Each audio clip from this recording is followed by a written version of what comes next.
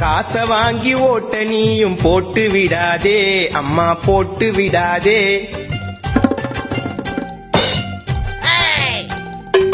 ஓட்டு கோழி பிரியாணிக்காக கூட்டம் போகாதே அப்பா கூட்டம் போகாதே. 5 வருஷத்துக்கு ஒரு முறை மாறும் ஆச்சி ஆச்சி. கண்ண முடின்னு ஓட்டு போடுறோம் மாத்தி மாத்தி. அம்மா வச்ச குழம்பு காரம் காரம். இப்படி இருந்தா நாடு எங்கப்பா மாறும். உள்ள யாருமா? வணக்கம். வணக்கம். வர தேர்தல்ல மறக்காம எங்களுக்கு ஓட்டு போட்டுருங்க. ஐயா ஜெயிச்சாருனா மக்களுக்கு நிறைய நல்லது பண்ணுவாரு. ஓட்டு தானே போச்சு.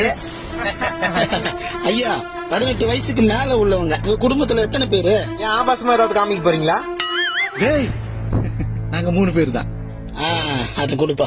ஒரு ஓட்டுக்கு 5000 தரோம். இதுல மொத்தம் 15000 இருக்கு. மறக்காம எங்களுக்கு ஓட்டு போட்டுருங்க. இது ஓட்டுக்கு காசா? எடுத்துன்னு போய் மவன வீட்டுல எண்ணெய் இல்ல, அரிசி இல்ல, பருப்பு இல்ல, செருப்பு இல்ல, அது திணியாச்சுக்கோ. சொல்றத கேளுப்பா. வர பணத்தை யாவுன்னா குடும்பத்துல கஷ்டமா இருக்குதுப்பா. கஷ்டமா இருக்குதா? கொடுங்க. கண்டிப்பா எங்க 3 பேரோட ஓட்டு உங்களுக்கு தான். நன்றியா. வட்டுமா? வாங்க போலாம். டேய், ஓட்டுக்கு காசு வாங்க மாட்டேன் சொல்லி பாட்டெல்லாம் பாடிட்டு இப்படி நீயே அசியமா காசு வாங்கிட்டியடா. எதுக்குடா வாங்கின? அப்பா வீட்டுல கஷ்டம்னாரு. அதுக்கப்புறம் தான் எனக்கு ஒண்ணு புரிஞ்சுது. என்னன்னு? ஒரு குடும்பம் கஷ்டத்துல இருக்கும்போது ஓட்டுக்காக காசு வாங்குறது தப்பு இல்ல. ஏன்னா இது எல்லாமே நம்ம பண்ணலாம். ஆனா ஐயோ ஓட்டுக்கு காசு வாங்கிட்டுமே, காசு கொடுத்தவங்களுக்கு ஓட்டு போனவங்கிறது தான் தப்பு. இப்ப என்னதான் சொல்ல வர? என்னைக்குமே மக்களுக்கும் நாட்டுக்கும் நல்லது பண்ணுவாங்கன்ற நம்பிக்கை யாரு மேல வருதோ அவங்களுக்கு தான் நம்ம போடணும் ஓட்டு. டேய் மகனே, நீ சொல்றது எதுவும் புரியாது. அப்ப காசு கொடுத்தவங்களுக்கு ஓட்டு போட மாட்டியா? முடியாது.